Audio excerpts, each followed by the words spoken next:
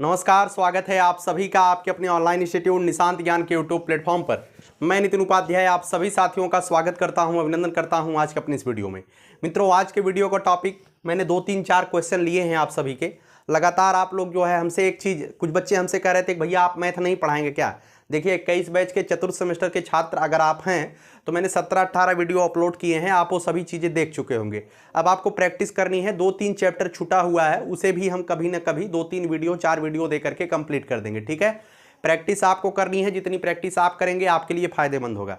मेरे पास समय का कुछ मतलब कि दिक्कत है, मैं टाइम नहीं दे पा रहा हूँ इस क्षेत्र में यूट्यूब पे, इसी वजह से मैं वो वीडियो नहीं बना पा रहा हूँ। ठीक है, तो बहुत जल्द 2-4 दिनों 5 दिनों के अंदर मैं वीडियो आप सबको दे दूंगा। फिलहाल मैं आपके साथ लगा हुआ हूँ, वही हमें लगता है काफ़ी है। ठीक है, आप सब पढ़ाई में लगे रहिए, बस इतना ही ज़्यादा मतलब फ़ायदेमंद होता है कि हमारे लोग पढ़ाई कर रहे हैं कम से कम। ठीक है, सबसे पहली बात ये करते हैं, सीटेट पेपर में जो पहले 2021 बैच का बच्चा हो या 2022 बैच का बच्चा हो, वैसे भी सीटेट में अगर आप प्रथम सेमेस्टर में परीक्षा पास किए हैं तो निश्चित तौर पे वैलिड है, कोई इसमें कोई दो राय नहीं है। ठीक है, हमेशा आप वैलिड रहेंगे, चाहे वो बिहार बीपीएससी के तहत वैकेंसी हो, चाहे उत्तर प्रदेश के तहत वैकेंसी हो, चाहे हरियाणा के तहत वैकेंसी हो, हर जगह आप एलिजिबल हैं। हाँ, एक प्रश्न मैं आपको और बता दूं, हरियाणा में हरियाणा टेट का फॉर्म आया है, बहुत सारे बच्चे पूछ रहे हैं क्या हरियाणा में जो है हम लोग फॉर्म भर सकते हैं, भरें कि ना भरें, वहाँ सीटेट अलाउड है कि नहीं अलाउड है। मैं आपको बता दूं वहाँ पर सीटेट अलाउड है, कोई दिक्कत नहीं है। अगर हरियाणा में वैकेंसी आती है तो आप लोग एलिजिबल रहेंगे जो सीटेट पास हैं। ठीक है, बाकी अगर आप चाहते हैं हरियाणा टेट देना तो आप दे सकते हैं, क्योंकि किसी भी राज्य की कोई ये नहीं होता है कि मतलब प्रॉमिस नहीं होता है कि नहीं हम सीटेट को ही अलाउ करेंगे, हमेशा सीटेट को अलाउ करेंगे। वो किसी भी वक्त अपने बदल सकते हैं नियम, मैं सीटेट को अलाउड नहीं करूंगा, हरियाणा को ही अलाउड करूंगा, तो फिर हरियाणा टेट आपको पास होना चाहिए।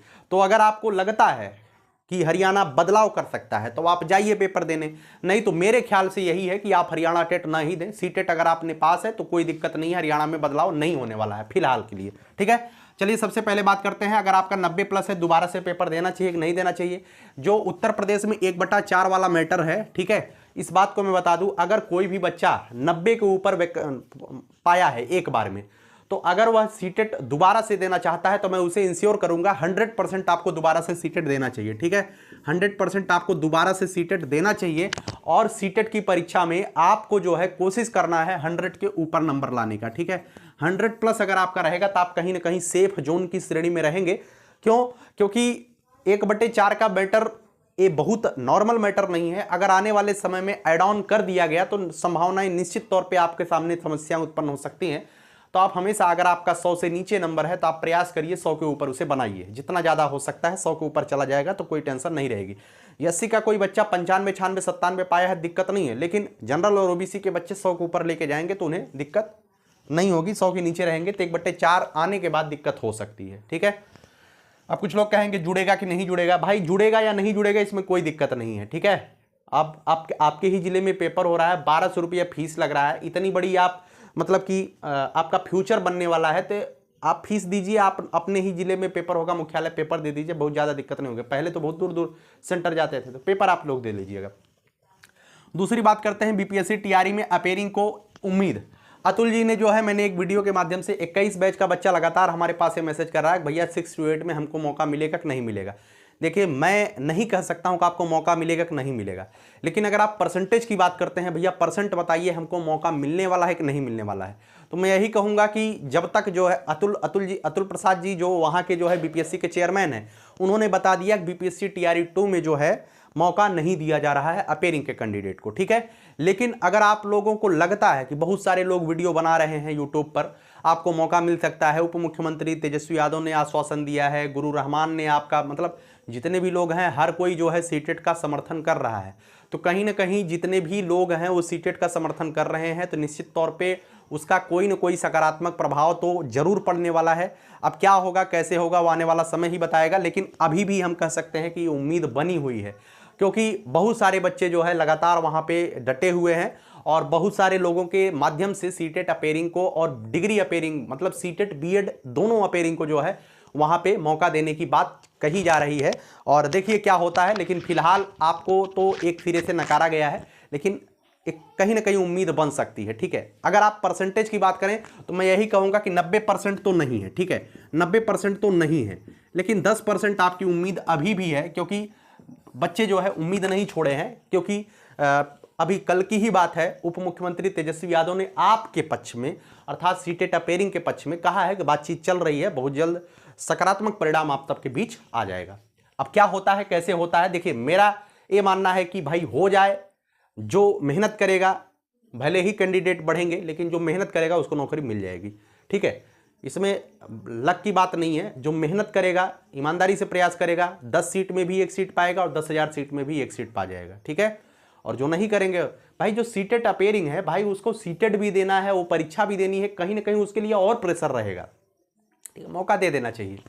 आगे बात करते हैं डीएलएड बीटीसी के छात्रों के लिए सेकंड और फोर्थ सेमेस्टर के एग्जाम डेट और एग्जाम फॉर्म के बारे में। तो मुझे जो जानकारी मिली है 20 नवंबर के बाद, ठीक है, 20 नवंबर के बाद आपके एग्जाम फॉर्म डाले जाएंगे, और इसके बाद जब आपके एग्जाम फॉर्म पड़ जाते हैं तो आप सभी लोगों ने देखा है 15 से 20 दिनों के बाद एग्जाम हो जाते हैं। तो अगर 20 नवंबर के बाद आपके एग्जाम फॉर्म आ जाते हैं तो 20 से 25 नवंबर तक आपका एग्जाम हो जाएगा, 20 से 25 दिसंबर तक आपका एग्जाम हो जाएगा। और यह एग्जाम जो है डीएलएड सेकंड सेमेस्टर और फोर्थ सेमेस्टर दोनों का होगा, अर्थात 21 और 22 बैच के बच्चे दोनों के लिए होगा। 23 बैच का बच्चा हमसे पूछता भैया हमारा पेपर कब होगा, तो आपका पेपर अभी फिलहाल नहीं होने वाला है, आपका पेपर मई में होगा भैया। हाँ, उसके बाद बात करते हैं अभी आप सब क्या करें। जैसे काफ़ी बच्चे जो है बीपीएससी की तैयारी कर रहे थे, उन्होंने हमसे पूछ रहे हैं अभी हम लोग क्या करें।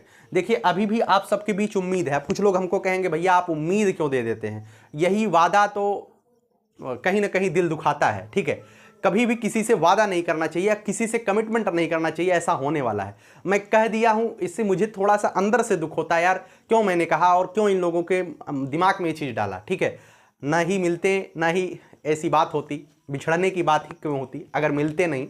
तो बात यही है कि मैंने कमिटमेंट किया और उम्मीद फिर से मैं दे रहा हूं, तो निश्चित तौर पे एक उम्मीद आप लोग रखिएगा, बाकी जो होता है वो ईश्वर अच्छा ही करेंगे।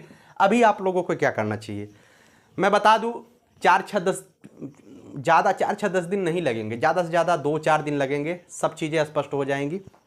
ठीक है, जो मुख्यमंत्री जी ने कहा है वो केवल 2 दिन बताया है, 2 दिन के बाद मामला फाइनल क्लियर हो जाएगा कि उप मुख्यमंत्री जी ने भी, जो वहाँ के उप मुख्यमंत्री हैं, वो भी जो है अपनी बात हवा में ही बोले हैं, वो क्लियर हो जाएगा। अभी आपको क्या करना चाहिए, अभी आप लोग जो है केवल और केवल जो जीएस पढ़ रहे हैं, जीएस पढ़ने वाले जो बच्चे हैं, अब कुछ लोग कहते हैं भैया पढ़ाई में मन ही नहीं लगता है, तो आपको मैं बता दूं पढ़ाई में मन लगाने का प्रयास करिए। जैसे आप कुछ बच्चे जीएस पढ़ रहे हैं, लेकिन कुछ बच्चे जो है, जैसे अगर आप फोर्थ सेमेस्टर के हैं ना, कुछ लोग कहते हैं कि मैं 5 दिन में पास हो जाता हूँ, बहुत अच्छी बात है आप 5 दिन में पास हो जाते हैं, लेकिन आप लोग फोर्थ सेमेस्टर को भी पढ़ते रहिए। उसके साथ साथ आपको दिन भर में अगर सब कुछ पढ़ने के बाद आपका दिमाग ऊब जाता है कि हम क्या करें कैसे करें, तो आप फोर्थ सेमेस्टर की बुक उठा लीजिएगा, कोई भी मतलब कि कोई भी सीरीज उठा करके थोड़ा बहुत उसे पढ़ते रहिए। ठीक है, क्योंकि आपके एग्जाम डेट बहुत नज़दीक आ रहे हैं, बीपीएससी के चक्कर में आप फोर्थ सेमेस्टर बर्बाद मत करिएगा। ठीक है, अगर वहाँ बर्बाद हो गए ना तो फिर अगले साल आप कहाँ जाएंगे, अगले साल आप जाएंगे दिसंबर में, और अगर वैकेंसी मार्च तक आ जाती है, जो कि उम्मीद बहुत कम है, लेकिन कहीं ना कहीं प्रेशर ग्रुप अब काम करेगा, है ना, आप लोगों ने देखा है, दबाव समूह कार्य करेगा। जैसे मैं कहूँ कि बिहार में वैकेंसी आ रही है, हरियाणा में वैकेंसी आ रही है, उसके बाद राजस्थान में वैकेंसियों का अंबार लगा, उसके बाद जो है आपके पड़ोसी राज्य मध्य प्रदेश में भी शिक्षकों की भर्ती हुई, उसके बाद उत्तराखंड में भी अभी फिलहाल टेट होकर के आयोजन हो चुका है। उत्तर प्रदेश पिछले 2 सालों से टेट का आयोजन नहीं करा पाया है, कहीं ना कहीं दबाव बनेगा। ठीक है, लोकसभा तक, और मैं यही कहता हूं कि 50% उम्मीद है कि वैकेंसी आएगी। और अगर मान लीजिए वैकेंसी आ जाती है और आप सभी लोग फोर्थ सेमेस्टर किसी का बैक लग गया ना, तो आप बर्बाद हो जाओगे, क्योंकि उत्तर प्रदेश में किसी भी कीमत पर अपेयरिंग को मौका नहीं मिलता है, किसी भी कीमत पर। आपका किसी भी सब्जेक्ट में बैक है तो आप पेपर में बैठ नहीं पाएंगे। ठीक है, मार्च में वैकेंसी या किसी का थर्ड सेमेस्टर में बैक लगा है, अब वो नहीं बैठ पाएगा। अगर मार्च में वैकेंसी आ जाती हो तो उसका जीवन बर्बाद है, वो वहाँ शामिल नहीं हो पाएगा। मतलब वैकेंसी अगर मार्च में आती है, किसी का थर्ड सेमेस्टर में बैक लगा है या फर्स्ट सेमेस्टर में बैक लगा है, सेकंड में बैक लगा है, सेकंड वाला तो अपना क्लियर कर लेगा इसी में। लेकिन अगर किसी का फर्स्ट और थर्ड में बैक लग गया है, फर्स्ट वाले का बैक मई में क्लियर होगा और थर्ड वाले का बैक जो है अगले साल सितंबर में क्लियर होगा, तो दिक्कत होगी ना। तो इस दिक्कत को कम करने के लिए, अगर मान लीजिए वैकेंसी आ जाती है, तो इस दिक्कत को कम करने के लिए आप बैक ना लगाइए। जिसका 3 साल फ्रेश चल रहा हो फ्रेश ही मानिए, और इस बार रिजल्ट वैसे ही आएगा जैसे पहले आया है, खेला करेगा, ठीक है। तो इस बात को ध्यान रखिएगा। तो आप लोग जीएस पढ़ने के साथ साथ अपनी जो है फोर्थ सेमेस्टर की तैयारी करते रहिए। उम्मीद और ना उम्मीद, देखिए उम्मीद पर ही दुनिया टिकी है भैया, है ना, उम्मीद पर ही दुनिया टिकी है। मैं भी काम कर रहा हूँ, एक उम्मीद के साथ ही काम करता हूँ। आप भी किसी कार्य को लेकर के मतलब जागृत होते हैं, किसी कार्य को करना चाहते हैं, उम्मीद के साथ ही, आशा के साथ ही कोई कार्य करते हैं, ठीक है। तो मैं यही कहूँगा कि उम्मीद अपनी जारी रखिए, आशा बनाए रखिए कि कहीं ना कहीं दिन बदलेंगे ज़रूर। और प्रयास है प्रयास है दिन बदलने के। और जो बीपीएससी के बारे में आप लोग बात करते रहते हैं, निश्चित तौर पे अगर किसी बड़े नेता ने आश्वासन दिया है तो कहीं ना कहीं उसे आप सही कुछ हद तक तो मान ही सकते हैं। बाकी क्या गेम चेंज होने वाला है वह समय ही बताएगा, क्योंकि बीपीएससी पिछली टीआरई में भी 20-25 नोटिस आया था लगातार परिवर्तन के, और टीआरई सेकंड में भी अब परिवर्तनों का दौर शुरू हो गया है। सीटेट के सर्टिफिकेट को लेकर के या स्टेट के सर्टिफिकेट और यूनिक नंबर को लेकर के तमाम सारे अभी नोटिस आते रहेंगे। उसी बीच आपका भी शायद नोटिस आ जाए, जो एक बार दिए हैं उसको भी इन लोग बदलते हैं, जो कह दिए वो भी बदलते हैं, ठीक है। इस बात को ध्यान रखिएगा। और जो मैं बता रहा हूँ फोर्थ सेमेस्टर के लिए, अगर आप हमारे पेड टेलीग्राम चैनल को ज्वाइन करना चाहते हैं तो डिस्क्रिप्शन बॉक्स में लिंक दिया गया है, आप वहां से ज्वाइन हो सकते हैं।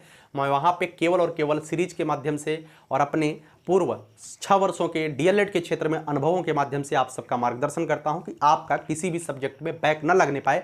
वहां पर कैसे आपको पेपर लिखने हैं, हर एक सब्जेक्ट की स्ट्रेटजी अलग अलग होती है कि लिखते समय आपको क्या ध्यान देना है, कैसे करना है। महज 100 रुपये एंट्री फीस है, तो आप वहाँ पे कर सकते हैं, आपकी इच्छा, ठीक है। मैं कोई ज़बरदस्ती नहीं करता हूँ, ऐड नहीं होंगे, फेल हो जाएंगे भाई। सीरीज वहाँ भी मैं देता हूँ, आप भी पढ़ करके पास हो जाएंगे, कोई समस्या नहीं है। लेकिन आप शामिल होना चाहते हैं तो आपकी इच्छा के ऊपर निर्भर करता है, आप शामिल हो सकते हैं, ठीक है। आखिरी लाइन बोल करके वीडियो को समाप्त करूंगा। यही जज्बा रहा तो मुश्किलों का हल भी निकलेगा। जमी बंजर हुई तो क्या वहीं से जल भी निकलेगा। न हो मायूस न घबराई इस अंधेरे से मेरे साथी, इन्हीं रातों के दामन से सुनहरा कल भी निकलेगा। प्रयास करिए बेहतर करने के लिए और बेहतर होगा भी, ठीक है। बस इसी उम्मीद के साथ इस वीडियो को समाप्त करता हूँ। मुझे वो उम्मीद है अच्छा ही होगा।